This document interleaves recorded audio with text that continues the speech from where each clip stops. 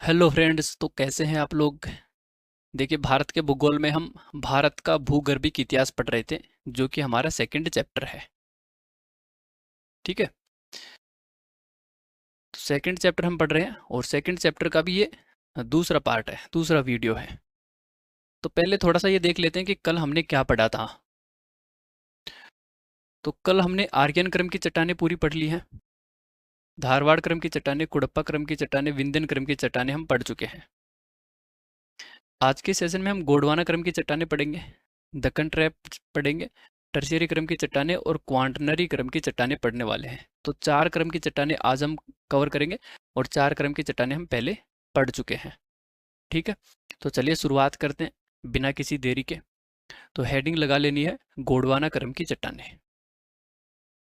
अब ये जो गोंडवाना क्रम की चट्टानें हैं, ये इंपॉर्टेंट है। इनका निर्माण कौन से काल में होता है, तो काल आपको ध्यान में रखना है। गोंडवाना क्रम की चट्टानों का निर्माण कार्बनीफेरस काल में हुआ है, यानी कि आज से लगभग 36 करोड़ से लेकर के लगभग 28 करोड़ साल के बीच में इन चट्टानों का निर्माण हुआ है, कार्बनीफेरस काल में। तो बड़ी जो लेवल की एग्जाम है, वहाँ पर सुमेलित करने वाले जो क्वेश्चन होते हैं, वहाँ पर एक तरफ चट्टानें दे देगा, एक तरफ कालक्रम दे देगा। तो आपको कालक्रम ध्यान होना चाहिए कि कौन सी चट्टानों का निर्माण कौन से काल में हुआ है। गोंडवाना क्रम की चट्टानों का निर्माण कैसे होता है, तो नदियों द्वारा जमा किए गए अवसादों से इनका निर्माण हुआ है। तो पहली बार ऐसा हुआ है कि नदियों ने अपने अवसादों को जमा करके चट्टानों का वो निर्माण कर रही हैं। और ये जो चट्टानें हैं वो गोंडवाना क्रम की चट्टानें कहलाती हैं। कैसे क्रम की, गोंडवाना क्रम की। तो इनका निर्माण सबसे ज्यादा इंपॉर्टेंट है। जितनी भी चट्टानें हम पढ़े हैं, उन सभी चट्टानों में गोंडवाना क्रम की चट्टानों का निर्माण इंपॉर्टेंट है। ठीक है। जीवाश्म तो सभी का इंपॉर्टेंट है कि किस में जीवाश्म पाए जाते हैं और किस में नहीं पाए जाते हैं। तो गोंडवाना क्रम की जो चट्टानें हैं वो पहली ऐसी चट्टानें हैं जिसमें जीवाश्म पाया जाता है। अभी तक हम 4 कल पढ़े थे और एक ये जो आज हम पढ़ रहे हैं। 5 क्रम की चट्टानों में केवल और केवल गोंडवाना ऐसा है, गोंडवाना क्रम की चट्टानें ऐसी हैं जिनमें जीवाश्म उपस्थित होता है। तो ये आपको स्टार कर लेना, ये इंपॉर्टेंट है। सबसे पहली बार है या सबसे प्राचीनतम जीवाश्म है कौन से क्रम की चट्टानों में हमको देखने को मिलते हैं, तो गोंडवाना क्रम की चट्टानों में। ठीक है। इन चट्टानों में जो जीवाश्म पाया जाता है, उसी से कोयले का निर्माण हुआ है। तो भारत का जो लगभग 98% कोयला है, वो इन्हीं प्रकार की चट्टानों से निकाला जाता है। तो भारत का 98% कोयला इन्हीं चट्टानों से निकाला जाता है, गोंडवाना क्रम की चट्टानों से निकाला जाता है। ठीक है। फैक्ट इंपॉर्टेंट है, ये पता होनी चाहिए, याद रखना है इस चीज़ को। बहुत बार एग्जाम में क्वेश्चन पूछा है। ये छोटी जो लेवल के एग्जाम होते हैं वहाँ पर भी इस प्रकार के वन लाइनर वाले क्वेश्चन बने हैं। पहले भी हमने बताया था कि जो छोटी लेवल के एग्जाम है उनमें पूरा चैप्टर इंपॉर्टेंट नहीं है, कुछ एक दो फैक्ट हैं जो हमने यहाँ पर जो इम्पोर्टेंट है उनको हमने इम्पोर्टेंट मार्क किया है। तो वो फैक्ट आपको ध्यान में रखने अगर आप छोटे लेवल के एग्जाम की तैयारी कर रहे हैं। और बड़े लेवल का आप जब सोच रहे हैं तो आपको पूरा चैप्टर अच्छे से याद रखना पड़ेगा। जब गोंडवाना क्रम की चट्टानें बन रही थी उस समय धरती के ऊपर बड़े बड़े रेंगने वाले रीढ़ की हड्डी वाले जीव बन चुके थे। और इसी कारण इन प्रकार की चट्टानों में जीवाश्म पाए जाते हैं, बड़े बड़े वृक्षों का उद्भव हो चुका था। ठीक है। इन प्रकार की चट्टानों में, गोंडवाना क्रम की चट्टानों में बलुआ पत्थर पाया जाता है, चीका मिट्टी, लिग्नाइट, कोयला, लोहा, अयस्क। तो इस प्रकार के सब पाए जाते हैं। कोयला, कोयले को आप भूलना नहीं है। भारत का लगभग 98% जो कोयला है वो गोंडवाना क्रम की चट्टानों से पाया जाता है। और जो 2% कोयला, बचा हुआ 2% कोयला, वो हिमालय क्षेत्र में टर्शियरी क्रम की चट्टानों में पाया जाता है। कौन सी क्रम की चट्टानें, टर्शियरी क्रम की चट्टान। ठीक। गोंडवाना क्रम की चट्टानों का विस्तार आप देखेंगे तो दामोदर नदी घाटी, महानदी घाटी, राजमहल की पहाड़ियाँ, सतपुड़ा पर्वत श्रेणी, महादेव की पहाड़ियाँ, दार्जिलिंग पहाड़ियाँ, तलचर श्रेणी जो कि उड़ीसा में है, दामोदर श्रेणी जो कि 3 राज्यों में फैली हुई है, ठीक है, पांचेत श्रेणी पश्चिम बंगाल में है। तो इन सभी जो नदी घाटियाँ हैं, जो पहाड़ियाँ हैं, नदी घाटियाँ हैं, इनको हम आगे पढ़ेंगे। ऐसा नहीं है कि हमने यहाँ पर पढ़कर इनको छोड़ दिया है तो आप को टेंशन हो रही है कि दामोदर नदी घाटी है कहाँ पर। जब हम नदियाँ पढ़ेंगे तो वहाँ पर दामोदर नदी घाटी को अच्छे से वहाँ पर डिटेल में अध्ययन करने वाले हैं। तो ये सारी जो पर्वत श्रेणियाँ हैं, नदी घाटियाँ, इनकी लोकेशन हम देखेंगे और पूरी चीज़ों को मैप पर समझेंगे। ठीक है। तो जहाँ पर जितनी ज़रूरत है वहाँ पर हम उतनी ही समझेंगे, क्योंकि सारी चीज़ों को एक वीडियो में नहीं समझा जा सकता है। तो इस चीज़ को थोड़ा सा आपको समझना है। गोंडवाना क्रम की चट्टानों को आप यहाँ पर देख सकते हैं मैप में, कि इस वाले क्षेत्र में सबसे ज़्यादा पाई जाती हैं, जो यहाँ पर थोड़ा थोड़ा डार्क किया गया है। नेक्स्ट जो अगले क्रम की चट्टानें आती है वो है हमारा दक्कन ट्रैप है। अभी दक्कन ट्रैप क्या है? ठीक है। प्रायद्वीपीय भारत की हम बात करते हैं। प्रायद्वीपीय भारत का मतलब ये है कि ये जो नीचे वाला जो भारत है, जो तीन ओर से जल से घिरा हुआ है, एक ऐसा बड़ा भूखंड जो तीन ओर से जल से घिरा होता है, उसको हम बोलते हैं प्रायद्वीप है। ठीक है। जब ये जो भूखंड छोटा हो और वो तीन ओर से जल से घिरा होता है, तो उसको हम बोलते हैं अंतरीप है। छोटे छोटे अंतर है, पता होना चाहिए। दक्कन ट्रैप का निर्माण क्रिटेशियस काल में बसाल्ट लावा के उद्गार से होता है। क्रिटेशियस काल में दक्षिण भारत की जो जमीन है वो फटी और वहां से लावा निकला। फिर वो धीरे धीरे समय के साथ ठंडा होता गया और एक पठार बन गया। उसी को हम दक्कन ट्रैप बोलते हैं। ठीक है। प्रायद्वीपीय भारत का जो पठार है उसी को हम दक्कन ट्रैप बोलते हैं, सीधी और सिंपल भाषा में। तो बसाल्टिक लावा के उद्गार से इसका निर्माण हुआ है और इसकी आकृति कैसी है? सीढ़ीदार। सीढ़ीदार का मतलब कहीं पर ये ऊंचा है, कहीं पर नीचा है, फिर कहीं पर ऊंचा है, फिर कहीं पर नीचा है। तो इस प्रकार से इसकी आकृति क्या है? सीढ़ीदार है। क्रिटेशियस काल कब से कब तक चलता है? तो 14 करोड़ से लेकर के 6 करोड़ के बीच का जो समय है वो क्रिटेशियस काल कहलाता है। तो इसको थोड़ा सा हम यहाँ पर समझ लेते हैं। ट्रियासिक काल की बात करें तो ट्रियासिक काल में जो पूरी पृथ्वी थी, जिसको पेंजिया नाम दिया गया था। ठीक है। जिसको क्या नाम दिया था वेगनर ने? पेंजिया नाम दिया था। तो इस पेंजिया का विखंडन, यानी कि पृथ्वी का विखंडन दो भागों में हुआ ट्रियासिक काल में, आज से लगभग 200 मिलियन वर्ष पूर्व है। जो नीचे वाला जो खंड था, ये आगे जाकर के 5 भागों में टूटा, जिसमें एक इंडिया भी था। कब टूटा? ये जुरेसिक काल में। तो आज से लगभग 150 मिलियन वर्ष पूर्व है। ये जो नीचे वाला जो भाग था, जिसको हम गोंडवाना लैंड कहते हैं, ऊपर वाले भाग को लोरेशिया कहते हैं। तो ये भी ये जो थ्योरी है पूरी, ठीक है, ये हम पढ़ेंगे। पूरी थ्योरी को हम पढ़ेंगे, लेकिन सब्र रखना है। सब्र का फल मीठा होता है लाला। तो अभी आपको ध्यान में रखना है, गोंडवाना लैंड टूटा, दो भाग बने, ऊपर वाला भाग लोरेशिया कहलाया, नीचे वाला भाग गोंडवाना कहलाया। तो गोंडवाना आगे जाकर के फिर से 5 भागों में टूटा, जिसमें अफ्रीका है, साउथ अमेरिका है, ठीक है, इंडिया है, ऑस्ट्रेलिया है, अंटार्कटिका है, ऑस्ट्रेलिया है। तो इस प्रकार से मोटे मोटे 5 भागों में टूटा। ठीक। फिर इंडिया इनसे टूट करके उत्तर पूर्व की तरफ गति करने लगा। एक समय ऐसा आया जब ये आज से लगभग 100 मिलियन वर्ष पूर्व है, हिंद महासागर में लगभग यहाँ पर था। हिंद महासागर में जो मेडागास्कर है उसके पास में था। मेडागास्कर के पास में एक द्वीप है, रीयूनियन द्वीप है। जब इंडिया खिसकता हुआ रीयूनियन द्वीप के पास में आया, तो उस समय प्रायद्वीपीय जो भारत था उसका स्थल फटा, उसमें एक दरार उत्पन्न हुई और दरार से लावा निकला। और लावा कैसा था? बेसाल्टिक था, क्योंकि उसमें बेसाल्ट की मात्रा ज़्यादा थी, इसलिए उसको बेसाल्टिक लावा बोला गया। जब ग्रेनाइट ज़्यादा होता है तो उसको ग्रेनाइट लावा बोलते हैं, जब बेसाल्ट ज़्यादा होता है तो उसको बेसाल्टिक लावा बोलते हैं। तो लावा कैसा था? बेसाल्टिक लावा था। तो बेसाल्टिक लावा निकला ज़मीन से, ठीक है, और एक पठार का निर्माण हुआ इस प्रकार से, और इसी को हम बोलते हैं दक्कन का पठार या दक्कन ट्रैप है। ठीक। जब भारत के हम भौतिक प्रदेश पढ़ेंगे, और भारत के भौतिक प्रदेश में हम प्रायद्वीपीय पठार भी पढ़ेंगे, और प्रायद्वीपीय पठार में इस चीज़ को हम डिटेल से नोट्स लिख कर समझेंगे पूरा। अभी हमने सिर्फ पिक के माध्यम से समझा है, फिर नोट्स लिख करके हम पूरा समझेंगे।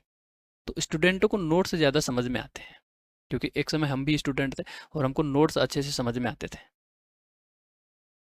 लिखी हुई चीज़ें ज़्यादा टाइम तक याद रहती हैं।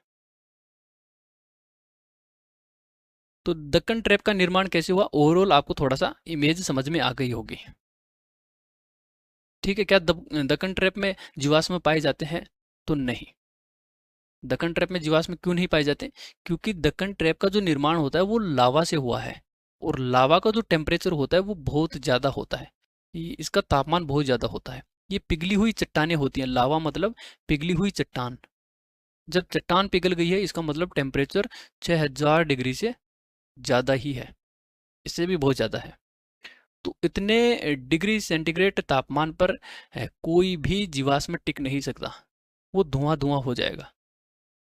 ठीक है, तो इनमें जीवाश्म नहीं पाए जाते हैं। इनमें ग्रेनाइट, बसाल्ट, क्वार्ट्ज, बॉक्साइट और भी बहुत सारे अर्धमूल्य पदार्थ हैं जो कि यहाँ पर पाए जाते हैं। बसाल्टिक लावा से काली मिट्टी का निर्माण होता है, जिसको स्थानीय भाषा में कपासी मिट्टी या रेगूर भी कहते हैं। तो रेगूर कौन सी मिट्टी को कहा जाता है? काली मिट्टी को। काली मिट्टी किसके लिए फेमस है? कपास की खेती के लिए, इसलिए इसको कपासी मिट्टी भी कहा जाता है, कपासी मृदा भी कहा जाता है। जब हम मृदा वाला चैप्टर पढ़ेंगे तो और अच्छे से इसको डिटेल से कवर कर लेंगे। ठीक। विस्तार की बात करें तो दक्कन ट्रैप पे कहाँ कहाँ पर कौन कौन से राज्यों में पाया जाता है? तो महाराष्ट्र, गुजरात, मध्य प्रदेश, छत्तीसगढ़, झारखंड, उत्तरी आंध्र प्रदेश, उत्तरी कर्नाटक।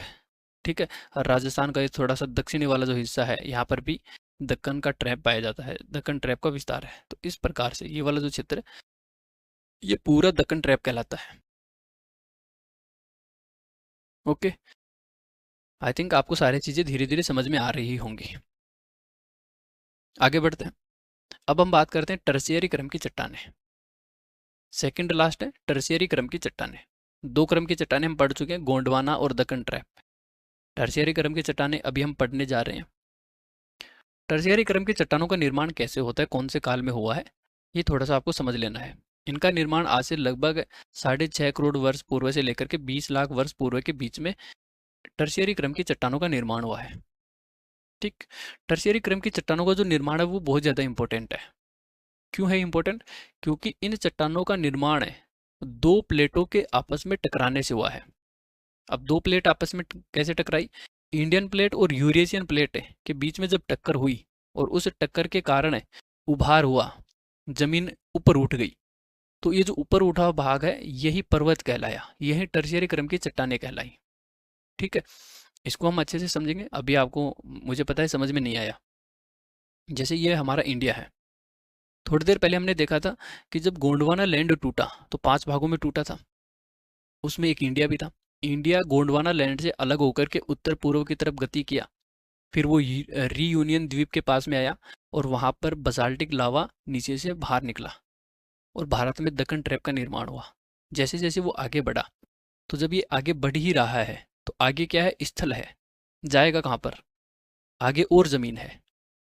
ठीक है, जिसको यूरेशिया कहा गया, यानी कि यूरोप और एशिया दोनों की मिली जुली यहाँ पर ज़मीन है, दोनों की मिली जुली प्लेट है, इसीलिए इसको यूरेशियन प्लेट कहा। तो जब इंडियन प्लेट यूरेशियन प्लेट को टक्कर मारी, अब देखिए टक्कर 1 सेकंड में 2 सेकंड में नहीं हुई है, 1 दिन में 2 दिन में नहीं हुई है, इस टक्कर को बहुत ही करोड़ साल लग गए थे। ठीक है, ये करोड़ सालों में जाकर के हुई है। ये धीरे धीरे माइक्रो सेंटीमीटर में ये धीरे धीरे खिसकती है, सेंटीमीटर में खिसकती है। तो उससे धीरे धीरे पृथ्वी का उभार हुआ, पृथ्वी धीरे धीरे ऐसे उभरने लगी, ऊपर की तरफ आने लगी, तो टक्कर हुई, जमीन ऊपर आई और ऊपर आकर के चट्टानों का निर्माण हुआ, पर्वत श्रेणी का निर्माण हुआ, जिनको हम बोलते हैं टर्शियरी क्रम की चट्टानें। और इन्हीं से हिमालय का निर्माण होता है और इन्हीं से पश्चिमी घाट का निर्माण होता है। तो पश्चिमी घाट का निर्माण कैसे होता है? जब हम पश्चिमी घाट पढ़ेंगे उस समय डिटेल से देखेंगे। हिमालय का निर्माण हिमालय पढ़ेंगे उस समय और डिटेल से देखेंगे। लेकिन अभी हमने एक मोटा मोटा कॉन्सेप्ट यहाँ पर समझ लिया है, हिमालय का निर्माण कैसे हुआ है, इंडियन प्लेट और यूरेशियन प्लेट के बीच में टक्कर के कारण। टक्कर कैसे हुई इसको हमने पिक में देख लिया, इंडिया यूरेशियन प्लेट की तरफ खिसका तो टक्कर हुई, तो यहाँ की ज़मीन ऊपर उठ गई, जिससे हिमालय पर्वत का निर्माण हुआ। ठीक। जब इंडियन प्लेट यूरेशियन प्लेट के साथ टक्कर कर रही थी, ठीक इसी समय एक घटना और हो रही थी प्रायद्वीपीय भारत में नीचे की तरफ। तो प्रायद्वीपीय भारत में यहाँ की जो जमीन है वो टूट करके नीचे धस गई। ठीक है, और इधर वाली जो जमीन है वो टूट करके ऊपर आ गई। इसको थोड़ा सा हम रेड कर लेते हैं ताकि अच्छे से दिखे। एक तरफ तो वो नीचे की तरफ धसी, तो नीचे की तरफ धसी, ठीक है, तो इधर वाली जमीन है वो थोड़ी सी ऊपर हो गई, ऐसे इस प्रकार से उभार आ गया उसमें। तो ये जो ऊपर उभरी हुई जो रेखा है, ऊपर उभरा हुआ जो स्थल है, यही क्या कहलाया, पश्चिमी घाट कहलाया। पश्चिमी घाट के पर्वत बने ये। ठीक, तो पश्चिमी घाट का निर्माण कैसे हुआ है और हिमालय का निर्माण कैसे हुआ है, दोनों का निर्माण लगभग लगभग समकालीन हुआ है। ऊपर की तरफ हिमालय का निर्माण हो रहा था, तो नीचे की तरफ यहाँ पर पश्चिमी घाट का निर्माण हो रहा था। ठीक है, लेकिन इन दोनों में सबसे नवीनतम वलयत पर्वत की हम बात करें तो हिमालय का निर्माण है बाद तक हुआ है। हिमालय की बहुत सारी ऐसी श्रेणियां हैं, जैसे शिवालिक की बात करें तो शिवालिक का निर्माण तो ग्रेट हिमालय से बहुत सालों के बाद में हुआ है, बहुत ही कई मतलब करोड़ वर्ष के बाद में हुआ है। ठीक, तो सबसे नवीनतम पर्वत कौन सा है भारत में, हिमालय। पूरे विश्व में सबसे नवीनतम पर्वत है हिमालय। निर्माण को और अच्छे से समझेंगे बाद में। अगले क्रम की चट्टानें हम यहाँ पर देख लेते हैं, ऊपर ऊपर से थोड़ा सा समझ लेते हैं, फिर इस चीज़ को भी हम आगे डिटेल से समझेंगे। ठीक, क्वांटनरी क्रम की चट्टानों को हम दो युगों में बांट करके देखेंगे। दो युग कौन से, एक है प्लिस्टोसीन युग और एक है होलोसीन युग। जब क्वांटनरी टाइम चल रहा था तो उस युग को हम दो युगों में बांटेंगे, प्लिस्टोसिन और होलोसीन युग। अब प्लिस्टोसीन युग में क्या हुआ है वो घटना आपको ध्यान में रखनी है, होलोसीन युग में क्या हुआ है वो आपको पता होना चाहिए। प्लिस्टोसीन युग की हम बात करें, जब प्लिस्टोसीन युग चल रहा था पूरे विश्व में, उस समय हिमयुग आया था, यानी कि पृथ्वी का टेम्परेचर बहुत ही कम हो गया था। तो जो जलवाष्प है वो जमने लगी थी, बर्फ गिरने लगी थी। ठीक है, तो इसी को हम बोलते हैं हिमयुग। हिमयुग कब आया था, आज से लगभग 20 लाख वर्ष पूर्व है। तो 20 लाख से लेकर के 10,000 वर्ष पूर्व तक का ये जो युग है ये प्लिस्टोसिन युग कहलाता है, और इसी में हिमयुग आया था। और भारत में हिमयुग के साक्ष्य कहाँ से मिलते हैं, याद करो, हमने पढ़ा था लास्ट लेक्चर में। तो भारत में हिमयुग के साक्ष्य, प्राचीनतम हिमयुग के साक्ष्य विंध्यन पर्वत से मिलते हैं, विंध्यन क्रम की चट्टानों से मिलते हैं। ठीक है, तो प्लेस्टोसिन युग में ये हुआ कि जो हिमालयी नदियां हैं, हिमालयी नदियां कटाव के माध्यम से अवसाद लेकर के आई और इन अवसादों का एक जगह जमाव कर दिया, और उस जमाव से एक विशाल मैदान का निर्माण हुआ है, जिसको हम उत्तर भारत का विशाल मैदान बोलते हैं, जिसकी लोकेशन आप यहाँ पर देख सकते हैं। तो ये पूरा उत्तर भारत का विशाल मैदान है। ठीक है, पाकिस्तान वाले विशाल मैदान को हम नहीं पढ़ेंगे, बांग्लादेश के विशाल मैदान को भी हम नहीं पढ़ेंगे, हम केवल भारत के विशाल मैदान को पढ़ेंगे। तो भारत के विशाल मैदान का निर्माण कौन से काल में होता है, प्लीस्टोसिन काल में होता है। कैसे हुआ, हिमालय से जो नदियाँ निकल कर के आई वो अपने साथ कुछ अवसाद बहा करके लाई, और इन अवसादों का यहाँ पर जमाव कर दिया, जिसके कारण एक समतल भूमि का निर्माण हुआ, जिसको हम विशाल मैदान बोलते हैं। ठीक है, तो ये किस प्रकार की चट्टानें हैं, ये क्वांटनरी क्रम की चट्टानें हैं। इसका विस्तार कहाँ कहाँ तक पाया जाता है, तो पाकिस्तान, पंजाब, हरियाणा, उत्तर प्रदेश, बिहार, पश्चिम बंगाल, बांग्लादेश में पाया जाता है। तो पाकिस्तान और बांग्लादेश को तो हम छोड़ ही देते हैं, जबकि भारत में इसका विस्तार आपको ध्यान रखना है, पंजाब, हरियाणा, उत्तर प्रदेश, बिहार, पश्चिम बंगाल, इन राज्यों में पाया जाता है। अब आता है हमारा अगला युग, होलोसीन युग। तो होलोसीन युग थोड़ा सा इंपॉर्टेंट है, क्यों है, इसको अभिनव युग भी कहते हैं। होलोसीन युग, अभी जो युग चल रहा है वो होलोसीन युग ही चल रहा है, हम होलोसीन युग में ही जीवित हैं। तो आज से लगभग 10,000 वर्ष पूर्व से लेकर के आज तक का जो समय है वो होलोसीन युग ही कहलाता है। तो हम कौन से युग में जी रहे हैं, तो हम लाला होलोसीन युग में जी रहे हैं। याद रखनी है आपको ये चीज़, होलोसीन युग में ही आदि मानव का जन्म हुआ था,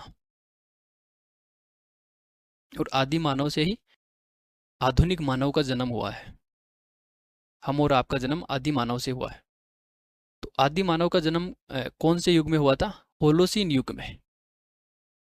ठीक है, तो इस प्रकार से इस लेक्चर में हमने जो बची हुई क्रम की चट्टानें थी वो सारी हम पढ़ चुके हैं। गोंडवाना क्रम की चट्टानें पढ़ी, दक्कन ट्रैप हमने पढ़ा, टर्शियरी क्रम की चट्टानें पढ़ी और लास्ट में अभी हमने क्वांटनरी क्रम की चट्टानें भी देख ली हैं। ठीक, कि जो पूरा चैप्टर है वो बड़ी लेवल के एग्जाम के लिए ज़्यादा इंपॉर्टेंट है, लेकिन छोटे लेवल के एग्जामों के लिए थोड़ा थोड़ा इंपॉर्टेंट है। कुछ टॉपिक हैं जो इम्पोर्टेंट हैं, कुछ पॉइंट हैं जो इम्पोर्टेंट है, बाकी पूरा चैप्टर इम्पोर्टेंट नहीं है। और इम्पोर्टेंट पॉइंट क्या थे वो हम बता चुके हैं, और वो आपको ध्यान में रखना है, याद रखना है पूरा। ठीक है, तो आज के लिए बस इतना ही है, बाकी मिलते हैं नेक्स्ट सेशन में। और अगले सेशन में हम नए चैप्टर की शुरुआत करने वाले हैं, जो सभी प्रकार की एग्ज़ाम के लिए सेम रूप से इम्पोर्टेंट होने वाला है। इस चीज़ को आपको ध्यान में रखना है। तो मिलते हैं नेक्स्ट सेशन में, तब तक धन्यवाद, पढ़ते रहिए और मस्त रहिए।